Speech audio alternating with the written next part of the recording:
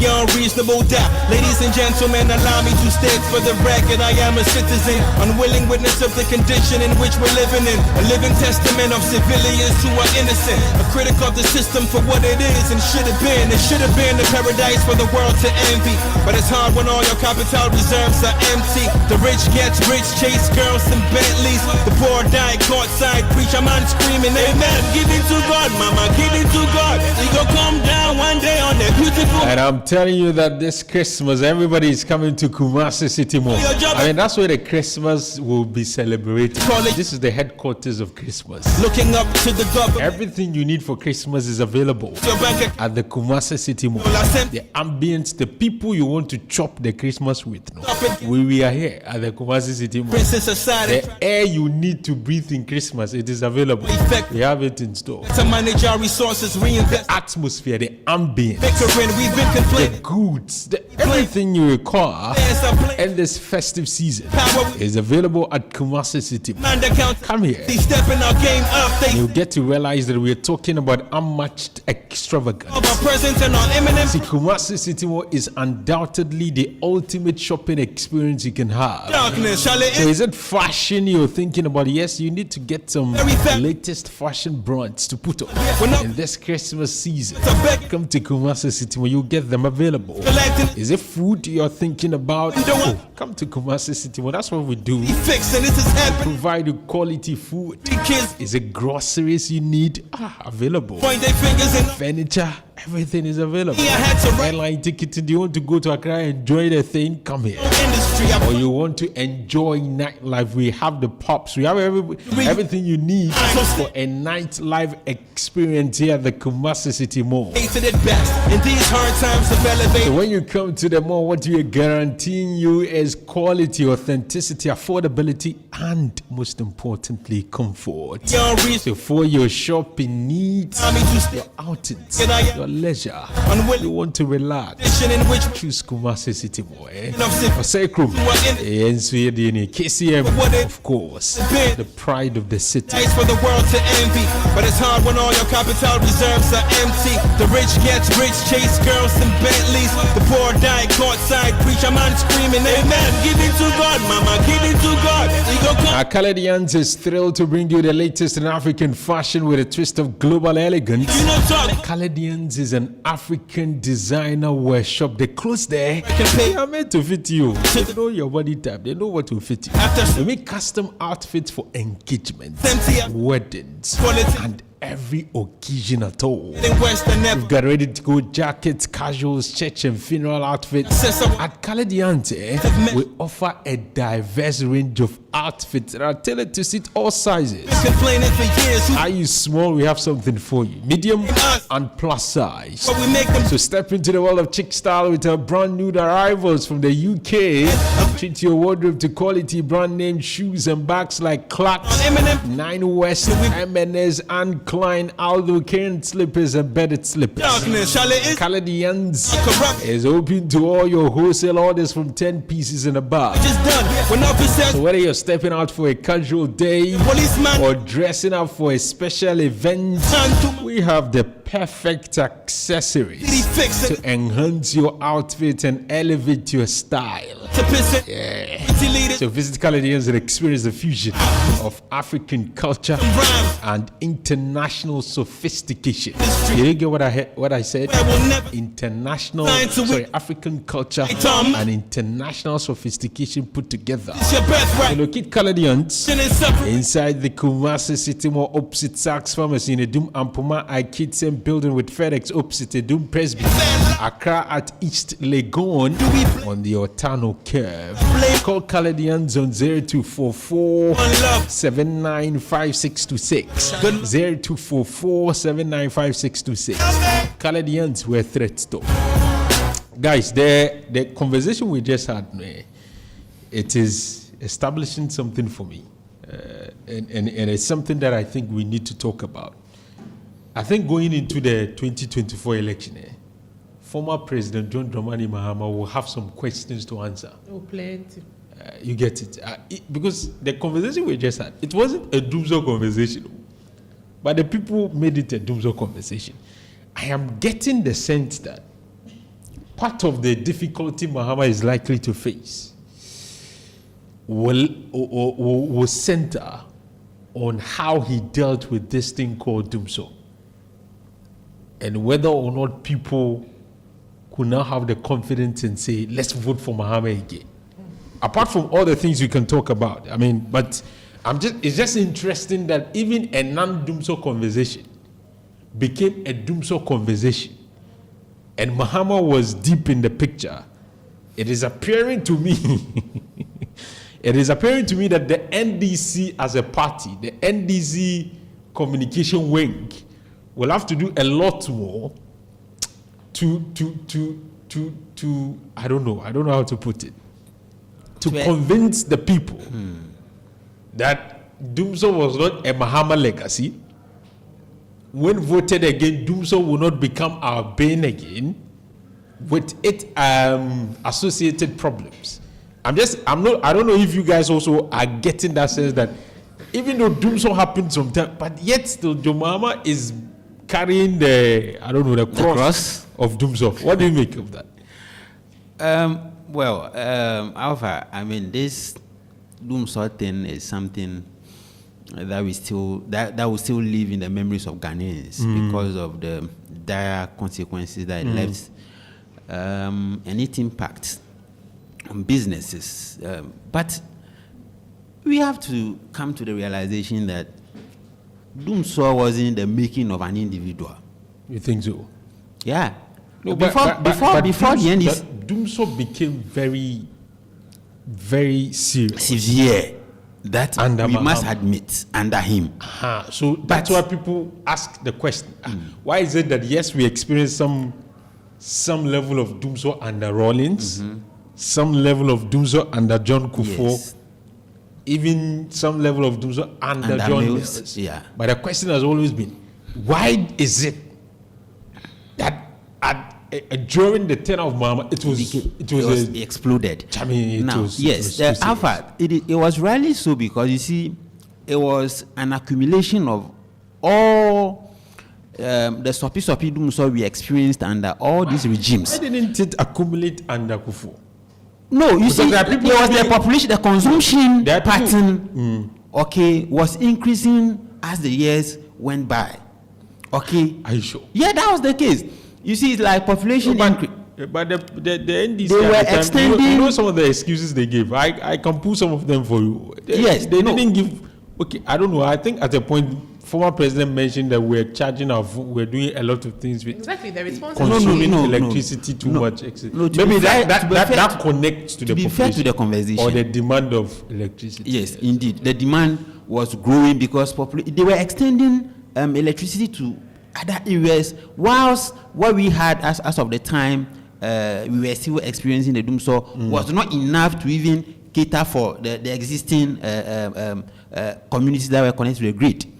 So we, as a people, obviously were frustrated. So if people are still linking, so at the time, people could live in Dumso for days. Yes, it's not like at a point it wasn't maybe you will sleep in it for hours or something. See, at a point there, even sleeping became a major problem. I think that whether Mahama or NDC likes it or not, that memory is still fresh in the mind. And I think they need to do a lot more work on that. Well, that's true. I don't know, but it appears that's very true. We are not here to do a PR for any political party. We are just, sharing our view, our opinions on what the people think. But let's be fair to President Mahama. Before he left power, he solved Dumso, and he solved it. And I am not the one saying it. Even some MPP, the MPP government has also acknowledged that. But at what cost? I think at a point in time that became the conversation. That he solved it. He solved it in excess. Because we had excess capacity. Absolutely. So he solved the problem in excess. So we had excess capacity that we can even export. So that was his idea that now with the problem we've encountered, we don't want a situation where I'll leave power. I see the challenge the challenge for Mahama will be that for some who are listening, they will think during John Kufuor, we didn't experience Dumso for that longer period, and the extent of Dumso we experienced under Mahama. Yes, that is true. Same thing didn't happen under Mills. That is true. But we had a longer period of Dumso and a severe kind of Dumso. So the question is, what is the guarantee that if we vote for you again, a problem that we are not dealing with today, and I'm saying that we'll rear its ugly head again? No, that would be wrong. That would be a wrong. No, even though we've solved, because at the he time solved the thing before leaving. How will it come back? The question, but it can come, because you see, what you said is that part of the problem why we had to deal with Dumso was because we didn't plan. Yes. There wasn't a generational investment. Absolutely. In the to power sector. Yeah. To make sure that the demand is meeting supply. The supply, yeah. Of power. And I'm seeing that same problems could I disagree with you. I found this. Could come up again. And so vehemently disagree. See, whether you like it or not, the difficulty for some Ghanaians is that Mahama brought Dumso. For some that would be a wrong notion to brought have. The kind of Dumso we experienced. It was severe under him, that's true. Very, very severe. But he didn't bring it. And they feel that when you bring this man again, maybe it will not be Dumso, but he has the propensity of creating another huge problem, and then you go. And then you deal with it because he has shown to us that and the extent that we dealt with something we've never dealt with before. So whether you like it or not, before leaving, we'll come to the solution part. But you see, the fact that he came and we had that, it's something that he will have to really answer. And just like the last time we dealt with Baumia, that he has a lot of questions to answer. Mahama will have to answer that question, that Dumso issue.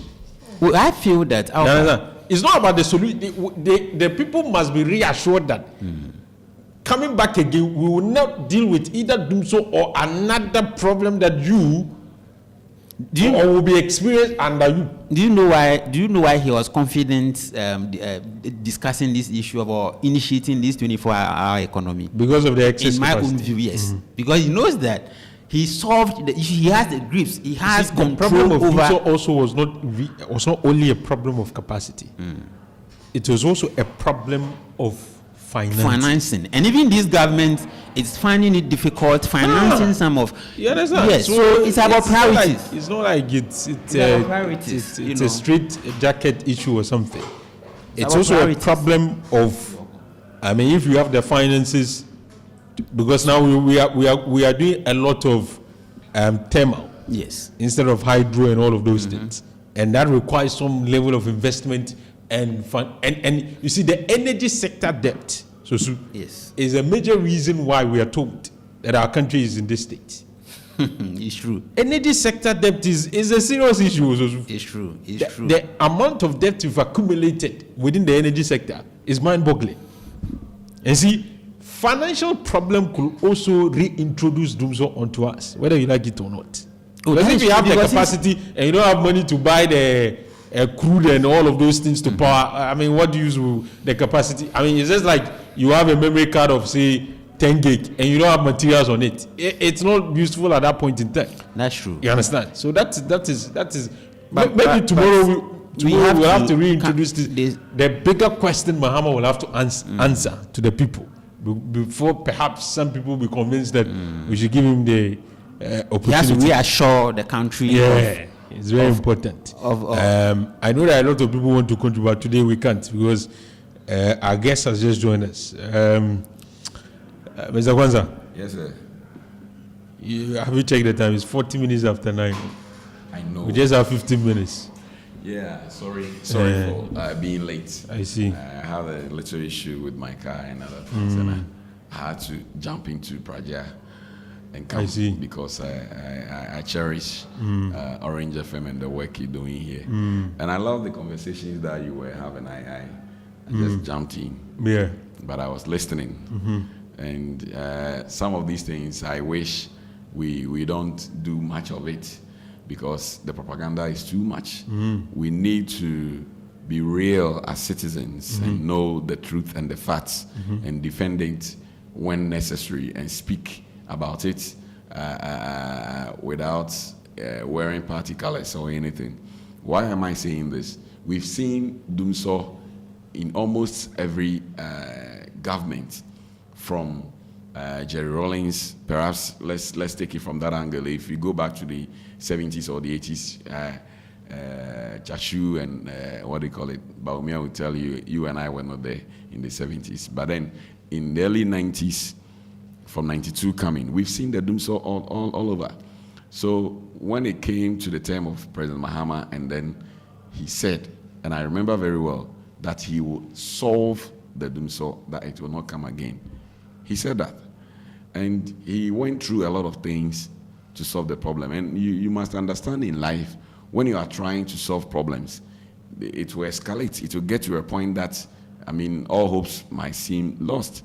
But then you pass through that to solve it. Looking at even the free SHS, people said it will not work. And you remember the NDC at that time said it will not work. Well, what is happening now? We've seen free SHS going on. This time, the challenges that people had the last time, they are not seeing it anymore because they've put in the mechanism to make it work. And that is how we live as a country. When there are negatives, we need to talk about the negatives and correct it. But then we don't tag people with all that. He said it's a major. He said it's not major. He said it's not a major problem for him. It escalated. I heard your co-panelist saying that people stayed in Dumso like there was no light for days. Yes, I made that point. Yes, we all felt it. It was a very serious in that same scene, we felt those things. In fact, at the time, hospitals were using torchlights. Yes. It was a serious. The point is, we went through hell. It does not mean that if you bring that person back, he's going to bring the same hell to you. No, the question some people are asking is that before you came, we didn't have. No, before he came. I'm not here to speak for the NDC. I know you are not speaking well. And you know how I do my politics. Some of these things. That's why I said there's no need to argue about that, because it was a problem, and it keeps on coming.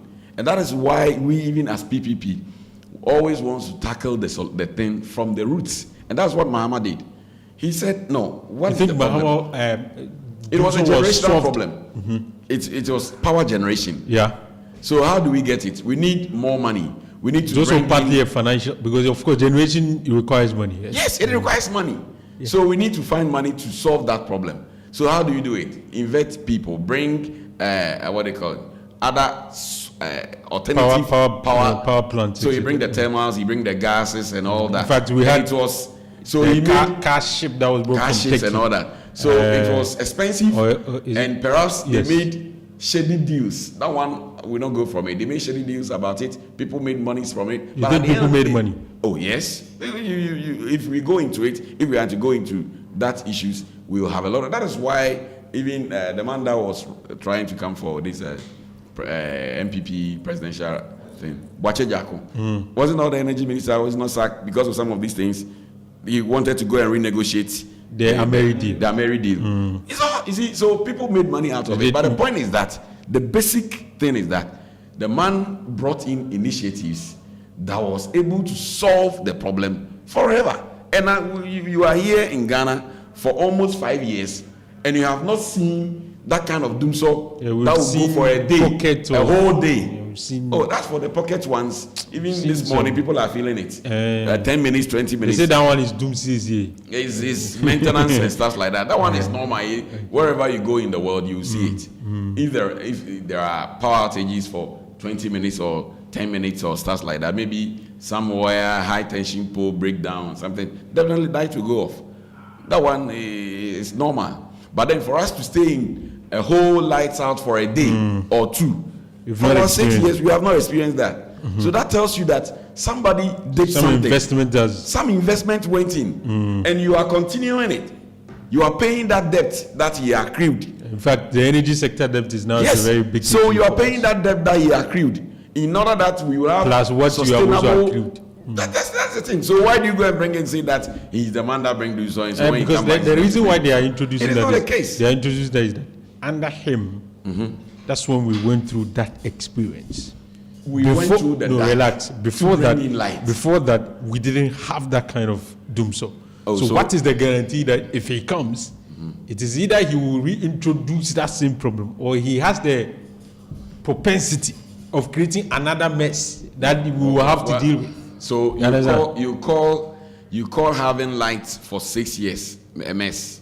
No, you're not going through hell. You're not understanding what I'm saying. No, I'm not saying the light, the doomsday that he dealt with, but I'm saying that the doomsday that we experienced was a mess, wasn't it? It wasn't a mess. It was a solution. The doomsday that you and I experienced, it was a mess. If we had not gone through the solution of the problem is different. Would have been enjoying what we are enjoying now. The solution of the problem is different from the problem. The problem is what I'm referring to, describing as a mess. But you're not the one that brought the problem. So the question for people is that how come that under your tenure, that's when we experience this level of doomsday? Okay, so what is the guarantee that if you come, we will not have to also deal with another? You understand? That's the question some people are asking. I'm saying, is it a justifiable question? Is it the right question to ask of John Mahama? Is it a question that he needs to provide an answer to? It is not. That's what I'm saying. It is not a justifiable question. So if you say we went through a mess, I just want to use the same thing and say that in Nanado's time, there was COVID. Did he bring COVID? He came to meet it. So doomsday was a problem internally. It wasn't like the whole world was dealing with. The question is, or Africa was dealing with. So the question is, it was our own problem. Mahama intentionally brought doomsday. That's what some people think. And they think that it was his incompetence that resulted in doomsday. How? That's what some people feel. How? That it is just that sometimes. That's why I'm saying that we in the media and people who want to speak truth. I'm here for PPP. I keep on reminding the listeners about it. But sometimes there are certain things we need not to argue about or even talk about because it's not necessary. Listen, it is even simple and very logic. People are building new houses. We are growing as a country. So the moment you leave, the seat as a government, we must have a plan that in next year we must generate maybe 500 megawatts and add to our national grid. So if that plan is not there, or if you don't have anything, something like that, definitely we will have that doomsday. So we are growing. So if he came to meet a system that is not able to generate more power and add to the national grid, then we will have a crisis. And that was what happened. So it wasn't that he came and brought the doomsday. No. It was something that was going to happen. So what did he do? He needs to solve it and solve it once and for all. And that's what he did. And then you go back and say that he created a mess and he do that. No. After when we do that, we are not fair to Mahama. We are not fair. So it's like, hopefully COVID has come. No, COVID has come. It's a global thing. And then people contribute. Nanado goes for loans and other things to come in. As he said, I know how to bring the economy back, but I do not know now how we are to. blaming him for the economy, and they say it's because of COVID. Listen, we say no, it's not COVID. No, listen. So the same responsibility will be placed on the doorstep of and that Mahama. is why the PPP says that kick them out. Why? Because I'm saying that by the same logic. No, then this government can also claim argue that the economy, and they will even give you an indication of how the economy was looking like before COVID and how it's looking like after COVID, and say the reason why we are in this situation is not because of us, it's because of COVID. So blame COVID. Good. Because if you are saying that doomsday. Wait. I get your analogy. I just want to help you because of time. My point is that the economy before COVID, how good was it? It was better. Than post-COVID. No. In fact, we can give you numbers. Get the numbers. So let them see. That is where I even want. Because that's how you measure the performance of the economy. You use metrics. Good. It's not when you bring in the numbers and the figures, you realize that it was nothing. Oh, it was something. Listen. The country was growing at 3.5 before MPP assumed office. Averagely, no. Before COVID, they were doing 6.something%, close to 7. You don't want me to talk. No, you just asked a question. I'm saying that the numbers suggest. I'm telling you that there are indicators, and that indicators that you want to bring before COVID wasn't that good. No, they were good. Listen, as compared to what they inherited, they were good. That's the fact, and we can compare. Yes, we can compare. If you have that time, and we will bring all those figures down and sit down with one it. One of the critical things people are concerned about is inflation. Check inflation before the MPP assumed office, it was 15%. When they assumed office before COVID, it was around 10%. That's a drop of 5%. At a point, it was even single-digit inflation. That's significant. You take our growth as an economy. This country was going at 3.5% before MPP assumed office. In fact, before COVID, we're doing 7%. That's significant. That's like 100% increment. Those are the numbers. Those are what the numbers indicate. See, these figures that you are churning out right now, if we are to go into it, before they came to power, and before COVID and after COVID, and the reasons why those things are, then you will understand my analysis. That's the same argument some people also make of the Doomsday situation. And so then, why I'm telling you that I am not saying that go and vote for Mahama.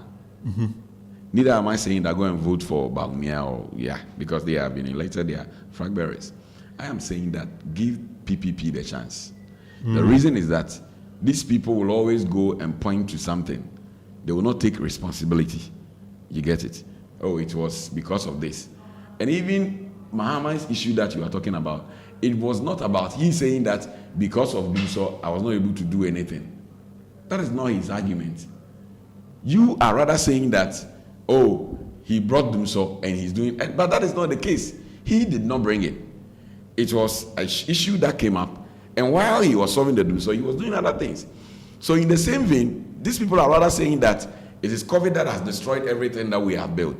But Mahama didn't say it is Dumso that destroyed everything that I did. No, but Dumso came with its own issues. No, industries collapsed, companies collapsed. No, in fact, people died. The houses, a lot of things were destroyed. Has Mahama it's not about what he said; it's about what was happening at the time. No, but the MPP is saying that because of COVID and Russia, Ukraine. No, in fact, the NDC also claimed that if MPP is saying that they have had to deal with an emergency or a crisis, they also dealt with crisis, and they pinpoint Dumso to be the crisis that they dealt with. Oh. You've never heard that argument that we also had to deal with Dumso crisis. You see, and that is crisis on its own, and we have to do the comparison. At the end of the day, my fact and my point is that we don't need these two parties in the system. What we need is a progressive People's Party. So whether it was Dumso, or it was COVID, or it was Russia, Ukraine, hopefully tomorrow we will settle that debate. Whatever it was, because now whenever there is an issue, then they tend to say that because it was this, because it was that, I would have done better.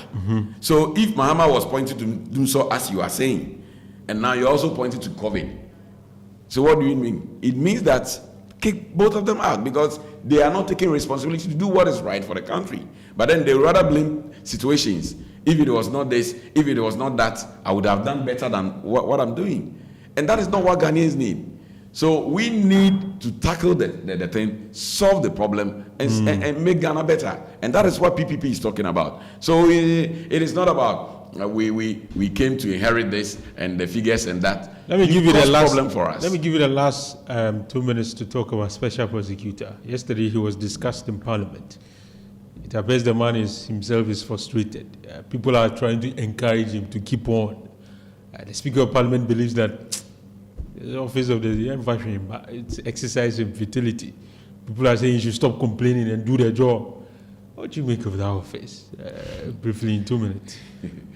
I laugh because when he did this press conference, I had not made time to listen, so I listened to it one dawn, and I laugh, and it's like we're laughing. He was speaking of serious issues, and we're laughing. Oh yeah, I laugh because I felt sorry for him, and his song. You remember his song? Yes. Or the ne cry about for the or any obey to me be a nebre swan now call. You see, sometimes we would the MPP hold?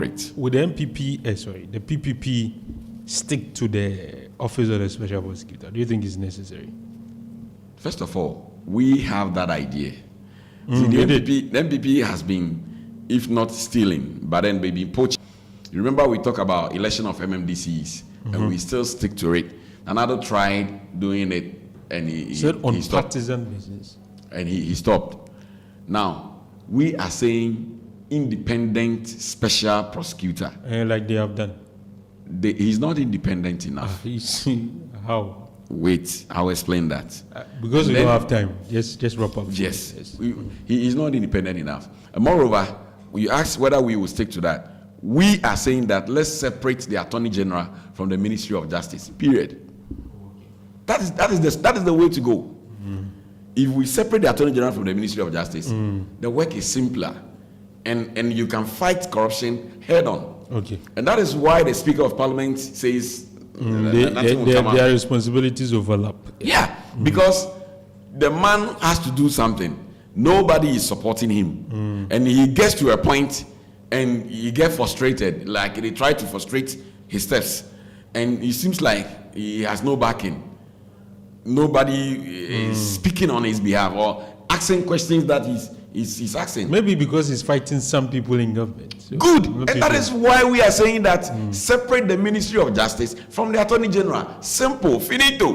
So when the first prosecutor, Martin, said that the chief, what was the word that he used for the president? The chief serpent. Mother serpent. The mother serpent of all corruption. He's the president. Once he said that, he was off from the scene. And now he himself resigned. He resigned because he realized no matter what you do, they will not allow you to finish it up. Domelivo too was frustrated. Yes, and that is why Kisi is saying that, or listen to the song the song he quoted. Or the name come for the oyeni obi to me bia nimre swan. No, it means that if you give him a second term, he won't do it.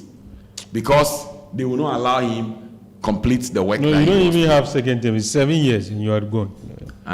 Or he said, I'll have to check. Nimre swan. Yes. No, so whether you will renew or whatever he won't, because he knows it's much ado nothing. Because they will frustrate you. They will not allow you to get the people who are taking who are what they call looting the national coffers. Let's leave it here, Mr. Kwanzaa, because of time. Hopefully, another time we'll deal with all of those issues. Before I go, let me do this quick birthday message. Again, it's the birthday of. Are we? Yes. Okay. It's the birthday of Blessing Ajaman, who's a student of KNUST. Today is your special happy birthday. Say special happy birthday to you. Continue to be a good girl. So what? And continue to be the amazing individual you are.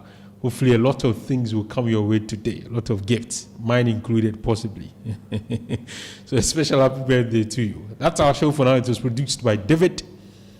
You heard there from Abra, Sosu, and Rahim Awafo. My name has been Alpha Ali. For now, that's our show. Last, we've come to the end of the show. Have a very good morning. You go bow for the result, nothing to discuss, cause I did when by default and without any doubt, I'm a me happy adult, I no go feed the girl is out, my mind is really dark, I put my life into my job and I know I'm in trouble, she manipulate my love, I know holy, and I know that get both, like the Baba Frayo, my ayo. I need to go and shadow. I need to go and shadow. I need to go and shadow. I need to go and shadow. I need to go and shadow. I need to go and shadow. I need to go and shadow. I did Patagot and then kill Soboma. I try to buy moto, Toyota Corolla. My feelings been they swing like Django Lover. Feelings been they swing like Django Lover. Now you crash your Ferrari for Lucky Bona. Now so much to remain, they've been all over. My feelings today swing like Django Lover. Feelings today swing like Timbani at you. I'm a white dog, give me Fendi suit. Why you say I did nothing for you? If I do anything you want